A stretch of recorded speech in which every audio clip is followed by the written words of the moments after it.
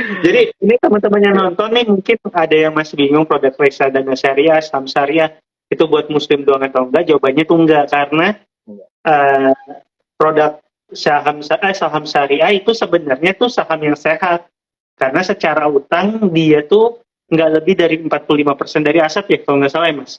Jadi kalaupun nanti dia nggak mampu bayar utang, itu utangnya masih bisa ditutupin sama aset. Jadi secara perusahaan yang sehat lah. Oke. Kemudian ini kan Mas Yuda nih sebagai influencer nih, sumber penghasilan. Terus gimana nih cara pengelolaan keuangannya dalam berinvestasi? Gue tuh paling seneng nih Mas kalau cara ngelola uang karena ini sempat ngomongin juga lewat Instagram waktu itu, sama sampai bikin namanya Google Sheet cara saya mengatur uang gitu.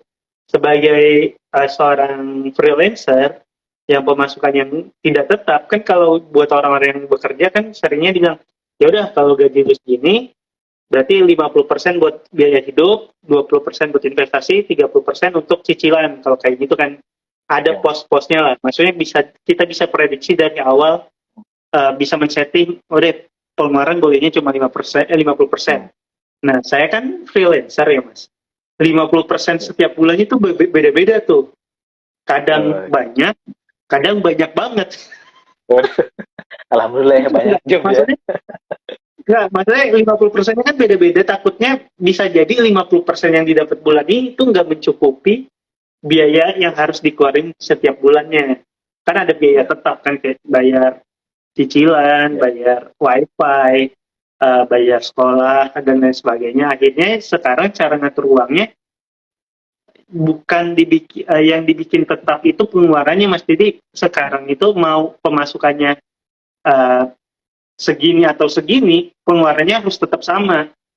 Karena sering banget ngerasa dulu-dulu ya, waktu pemasukannya naik tuh gaya hidupnya ikut naik, dan waktu pemasukannya turun gaya hidupnya nggak ikut turun, dan akhirnya malah jadi selalu ada gap gitu. Makanya sekarang tuh sebisa mungkin pemasukannya mau segini atau segini, pengeluarannya harus tetap sama.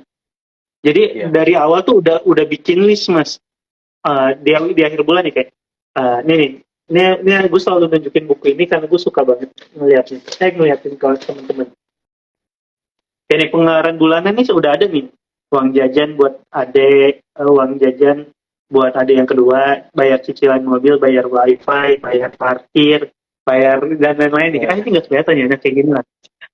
Terus nah itu tuh di list buat tahu berapa pengeluaran yang harus dikeluarin di setiap bulan, kayak biaya hidupnya. Karena kan kayak biaya jajan untuk adik kan nggak bisa tiap bulan ini ngasih, bulan besok nggak ngasih. Kalau dia nggak jajan nggak hidup dia. Akhirnya dibikin list dulu tuh, Mas. Pengeluaran tetap tuh apa aja. Nah sekarang pengeluaran yang tidak tetapnya, kalau saya tuh pakai teknik yang namanya kakek ibu. Jadi saya tuh mencatat semua pengeluaran yang saya lakuin di setiap harinya. Contoh, ini tahun 2021 ya. Mana ya? Pengeluaran tanggal 7 Agustus. Nih. Oke. Kebaca ya? Ini pengeluaran tanggal 7 Agustus. Mirroring lagi ya? Iya. Bayar Pak. Nih, pengeluaran tanggal 8 Agustus. Bayar jajan Holland Bakery 20.500, parkir dan perjalanan 4.000. Pengeluaran tanggal 9 Agustus, makan di angkringan 43.000, Dejabru 33.000, food hall 23.000. Jadi ditulis semua nih, maksudnya beneran nulis. Masih manual ya? Kenapa bikin ini? Ternyata ini gara waktu itu nontonin banyak video YouTube gimana caranya mengatur keuangan sih. Dan ternyata kita tuh sering kali, ini dari hasil yang saya dapat waktu nonton video YouTube itu ya, kita tuh sering kali kan ngerasa, duit gue habis kemana ya? Kayaknya janjinya cuma sedikit, dan itu ternyata perasaan yang gak enak banget. Akhirnya dicatat kayak gitu biar jelas duitnya perginya kemana. Dan gara-gara mencatat kayak gini, punya kesadaran langsung kayak kemarin ternyata jajannya udah banyak ya, yang besok jajannya lebih dikurangin gitu sih. Jadi ngeremnya dari awal, Mas. Oh gitu. Kayak gitu sih cara Memang. ngatur keuangannya. Oke, Jadi keren banget nih. si nyatet-nyatet ini waktu itu saya lakuin tuh 3 bulan, tapi pas di bulan keempat udah nggak nyatet-nyatet lagi, alasannya karena langsung ditetapin kayak ya udah ternyata selama 3 bulan rata-rata jajan anggaplah 2 juta, ya udah bulan keempat mau nggak mau harus 2 juta, nggak boleh kurang, nggak boleh lebih dari 2 juta gitu. Oke. Iya betul Mas, karena emang sebenarnya kan tiap orang tuh kondisi finansialnya beda-beda gitu kan. Ada yang dari segi pemasukan sama pengeluaran. Kalau misalnya pakai rasio gitu, sebenarnya cocoknya buat yang punya income-nya stabil gitu. Nah, kalau misalnya Mas Yuda tadi keren banget nih. Emang benar kita sebelum berinvestasi itu kita harus tahu posisi keuangan kita itu seperti apa gitu.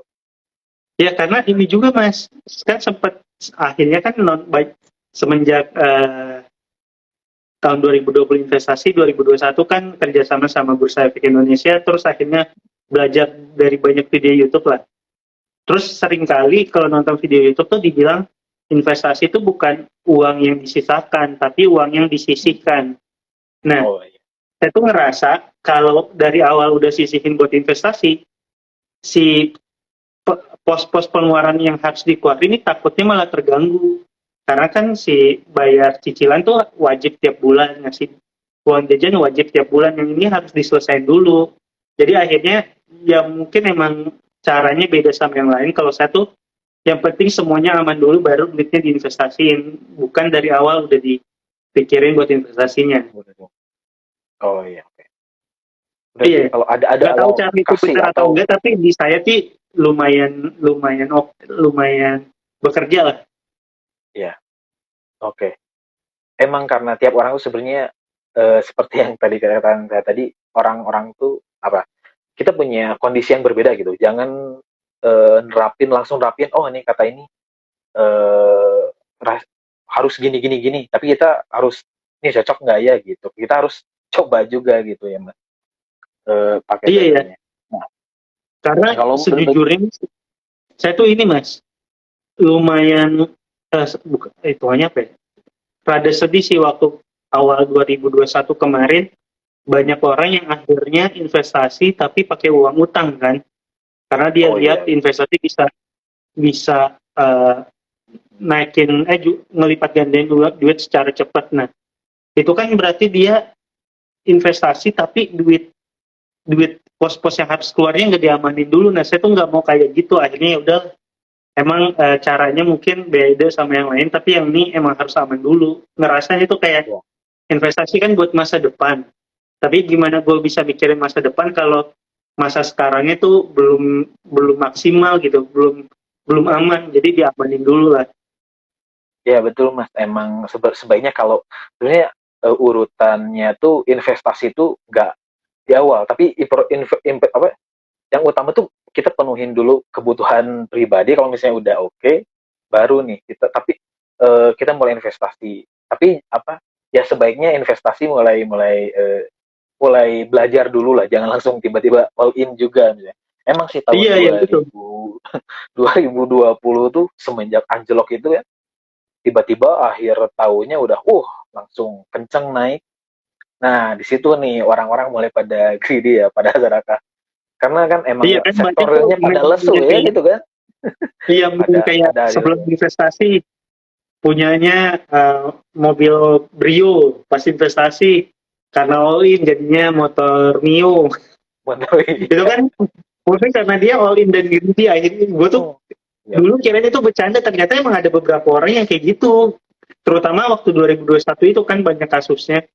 Akhirnya mulailah gimana sih caranya sebelum investasi, ya udah diajarin lu perbaikin dulu gimana cara ngatur uang biar kalaupun investasi pakainya uang dingin yang secara kebutuhan nggak dipakai dalam waktu dekat gitu.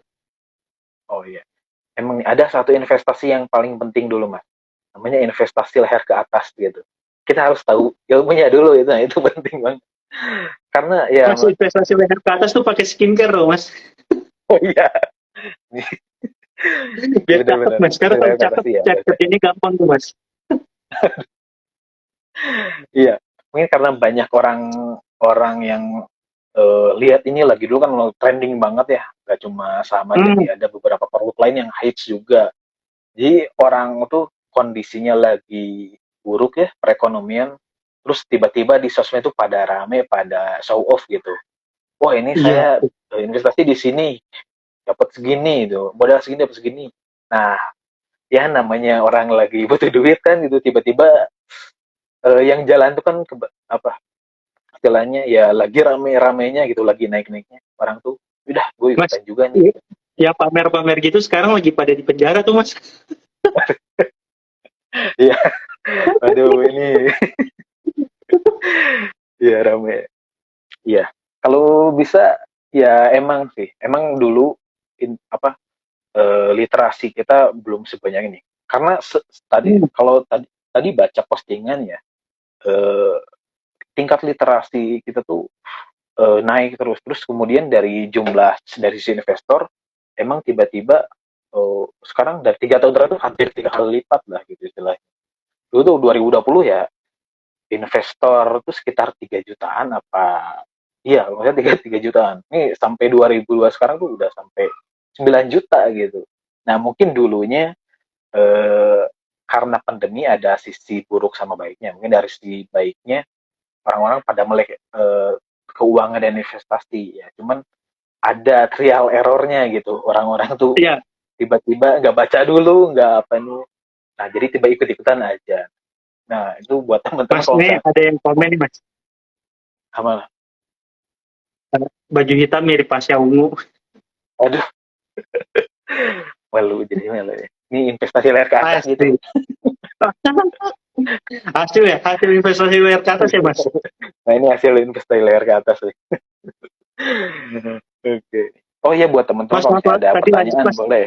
Saya, Hmm. saya potong tadi mas. Ini ya buat teman-teman kalau misalnya ada pertanyaan boleh nih ke Oh Mas ya, Yuda, sharing-sharing pengalamannya boleh di komen atau di kolom question box. Waduh, udah setengah jam lagi. Gak kerasa ya. mas ini ada yang nanya ini mas. Hari ini udah nyangkut sama apa? Wis, oke. Sorry Wih, guys, oke. gue udah berubah guys. Gue udah nggak nyangkut lagi guys. Gue udah siap Wih, pamer udah. Ferrari di akhir bulan ini guys. Oke ya. Mungkin Enggak, ya dulu tuh hmm? gimana? Saya pengen jelasin sekarang tuh saya udah sedikit lebih nggak nyangkut dibanding sebelumnya. Hmm. Bukan karena udah hebat banget, tapi karena emang udah mengurangi beli-beli saham yang resikonya terlalu tinggi. Dulu tuh beneran lulus banget. Dulu tuh saya pikir saya itu profil resikonya tinggi, Mas. Nggak apa-apa saham turun 5-10% dalam 10% turun kan nggak bisa ya. Nggak apa-apa saham turun 6% sehari. Yang penting besoknya bisa naik 25%. Jadi nyari tuh saham-saham yang kayak gitu.